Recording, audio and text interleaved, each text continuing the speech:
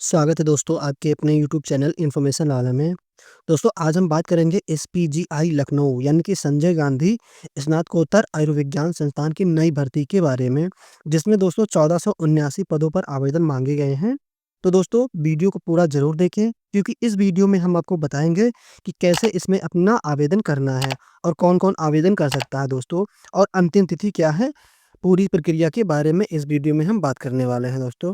तो दोस्तों वीडियो को पूरा ज़रूर देखें। चलिए वीडियो शुरू करते हैं। तो सबसे पहले दोस्तों एसपीजीआई लखनऊ की ऑफ़िशियल साइट पे आ जाना है। आप रोज़गार रिज़ल्ट या फिर सरकारी रिज़ल्ट के माध्यम से भी यहाँ पे आ सकते हैं। यहाँ पे जैसा कि दिया गया है दोस्तों 1479 पदों पर ये भर्ती निकाली गई है। अब यहाँ पे इसमें बात करते हैं एलिजिबिलिटी की दोस्तों। अब यहाँ पे दोस्तों भर्ती ये पोस्ट वाइज़ निकाली गई है। हर पोस्ट के लिए नंबर ऑफ सीटें रिज़र्व हैं। तो यहाँ पे जैसा कि देख सकते हैं नर्सिंग ऑफ़िसर के लिए 1200 पद निर्धारित किए गए हैं यहाँ पे।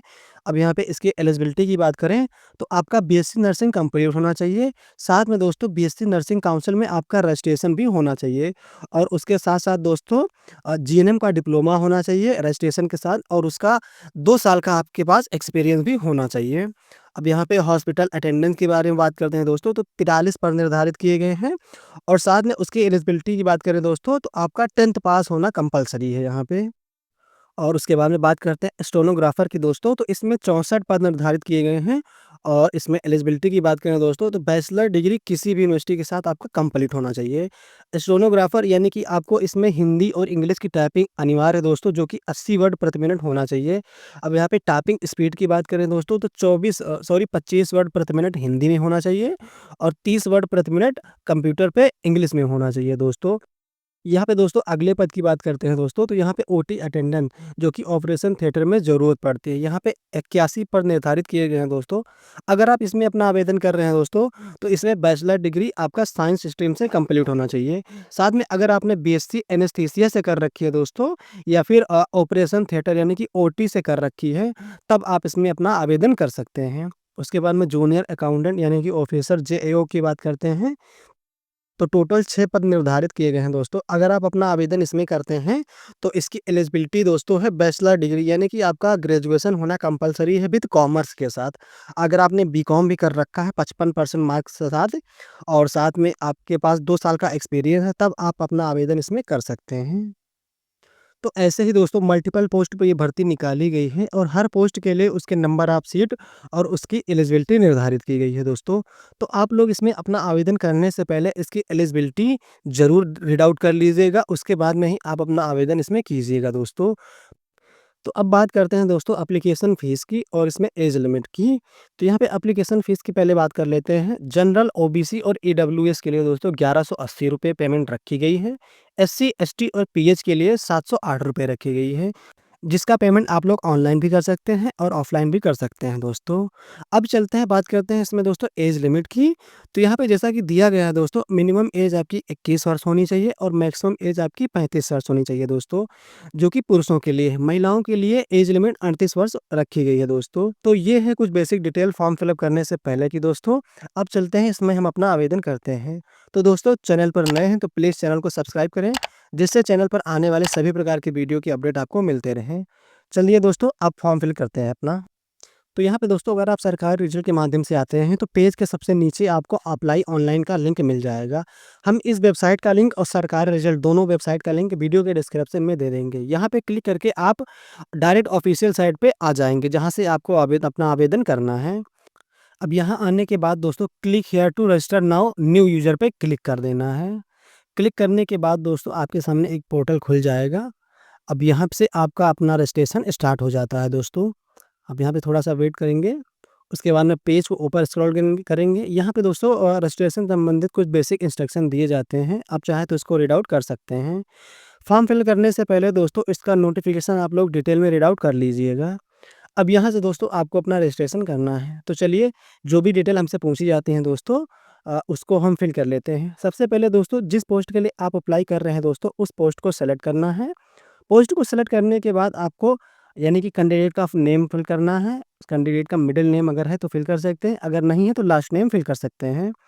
उसके बाद में यहाँ पे दोस्तों कैंडिडेट का फादर का नाम यहाँ पे फिल करना है, और उसकी मदर का नाम यहाँ पे फिल करना है। और यहाँ पे से दोस्तों आपको कैंडिडेट का जो है डेट ऑफ बर्थ सेलेक्ट कर लेना है कैलेंडर के माध्यम से। डेट ऑफ बर्थ फिल करने के बाद कैंडिडेट का एक मोबाइल नंबर यहाँ पे फिल कर लेना है दोस्तों। मोबाइल नंबर फिल करने के बाद दोस्तों साइड में मोबाइल नंबर को कन्फर्म भी कर देना है। तो यहाँ पे मोबाइल नंबर को फिल 2 बार फिल करना है दोस्तों। उसके बाद में कैंडिडेट की ईमेल आईडी यहाँ पे फिल कर देना है। ईमेल आईडी फिल करने के बाद ईमेल आईडी को नीचे कन्फर्म भी कर देंगे दोस्तों। उसके बाद में गेट ओटीपी पर हम क्लिक कर देंगे दोस्तों। तो इस तरह से आपके मोबाइल नंबर पर और आपकी ईमेल आईडी पर एक ओटीपी भेज दी जाती है। अब यहाँ पे कैप्चा कोड को फिल करेंगे। कैप्चा कोड को फिल करने के बाद सबमिट पे हम क्लिक कर देंगे। अब यहाँ पे ओके पर क्लिक करेंगे दोस्तों। अब यहाँ पे दोस्तों आपकी ईमेल आईडी पर एक ओटीपी भेज दी जाती है दोस्तों। ओटीपी स्पैम नाम के एक फ़ोल्डर में आती है दोस्तों, आपको उसी फ़ोल्डर में चेक करना है। तो ओटीपी को यहाँ पे फिल कर देंगे और सबमिट पर क्लिक कर देंगे दोस्तों, यानी कि वेरीफाइड पे क्लिक कर देंगे। अब उसके बाद में कैप्चा कोड को फिल करेंगे और हम नेक्स्ट स्टेप पे आ जाएँगे। अब वेरीफाइड पे क्लिक कर देंगे दोस्तों। अब यहाँ पे आपके रजिस्ट्रेशन संबंधित सारी डिटेल आ जाती हैं, सारे बॉक्स को फिल कर लेना है और सबमिट कर देना है। सबमिट करने के बाद ओके पर क्लिक करना है दोस्तों। अब यहाँ से दोस्तों आपको अपना आवेदन फिल करना है, तो वो क्लोज़ पे क्लिक करेंगे और गो टू एप्लीकेशन फॉर्म पे क्लिक कर देंगे दोस्तों। यहाँ तक आपका रजिस्ट्रेशन हो रहा था, अब आपको अपना फॉर्म फिल करना है। अब यहाँ पे आपके फॉर्म से रिलेटेड कुछ बेसिक इंस्ट्रक्शन दिए जाते हैं, आप चाहें तो इसको रीड आउट कर सकते हैं और रीड आउट करने के बाद क्लोज़ पे क्लिक कर देंगे दोस्तों। अब यहाँ पे पेज को ऊपर स्क्रॉल करेंगे। अब आपके ओटीआर संबंधित यहाँ पे कुछ डिटेल पहले से फिल रहती हैं दोस्तों। अब जो डिटेल नहीं फिल है उसको फिल कर देना है। तो यहाँ पे सबसे पहले जेंडर सेलेक्ट करना है, उसके बाद में मैरिटल स्टेटस फिल करना है, नेशनैलिटी फिल करनी है अपनी, नेशनैलिटी जो भी आपकी है फिल कर सकते हैं। उसके बाद में डोमिसाइकिल दोस्तों फिल करना है। अगर आप यूपी से हैं तो आप यूपी फिल करेंगे, अगर आप अदर स्टेट से हैं तो आप अपना अदर स्टेट फिल करेंगे। उसके बाद में अपनी कैटेगरी फिल करेंगे दोस्तों। कैटेगरी फिल करने के बाद अपनी सब कैटेगरी यानी कि सोशल कैटेगरी फिल करेंगे।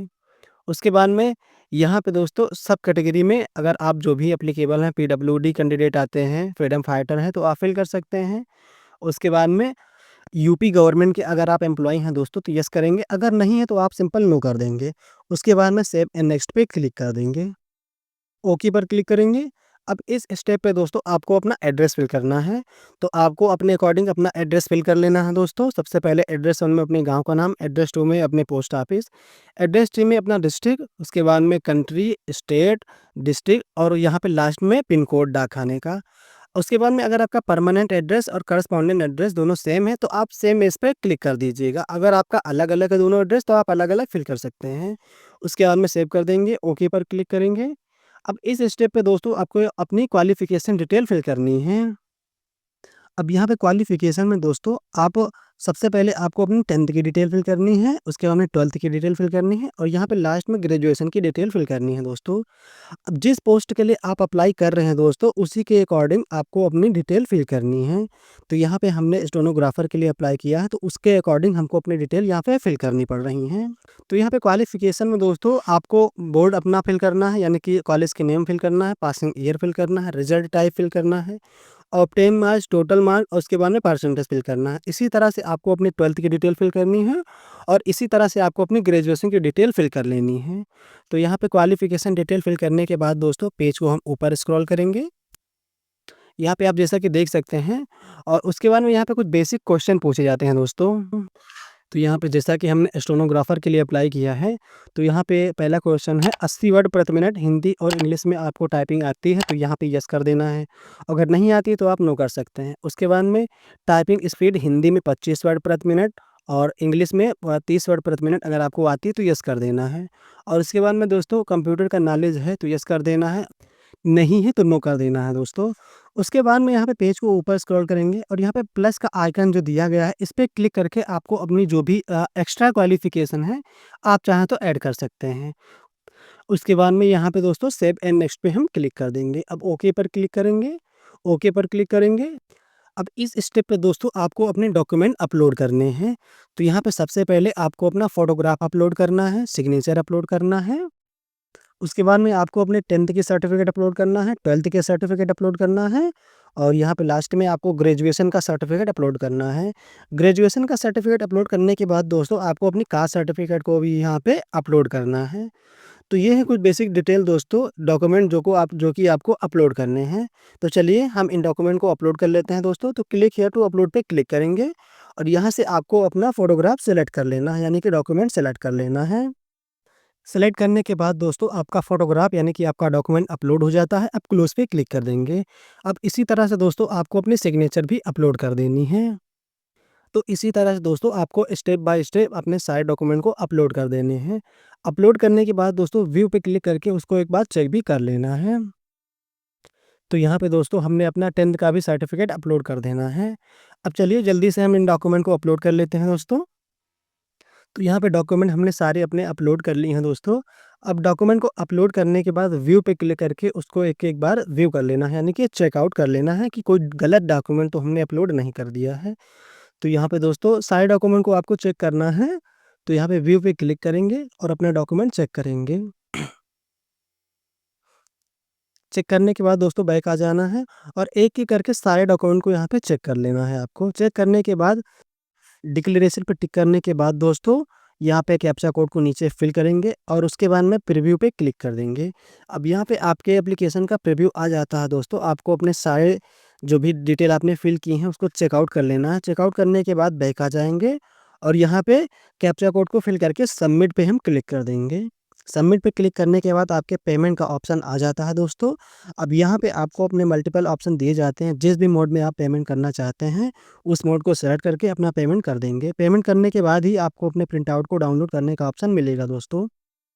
तो इस तरह से दोस्तों एसपीजीआई लखनऊ यानी कि संजय गांधी स्नातकोत्तर आयुर्विज्ञान संस्थान की नई भर्ती का ऑनलाइन फॉर्म अब बिना किसी प्रॉब्लम के अपने मोबाइल फ़ोन से फिल कर पाएँगे। उम्मीद है इस वीडियो से आपको काफ़ी हेल्प हुई होगी दोस्तों। वीडियो में लास्ट तक बने रहने के लिए धन्यवाद। मिलते हैं अगले वीडियो में, तब तक के लिए जय हिंद।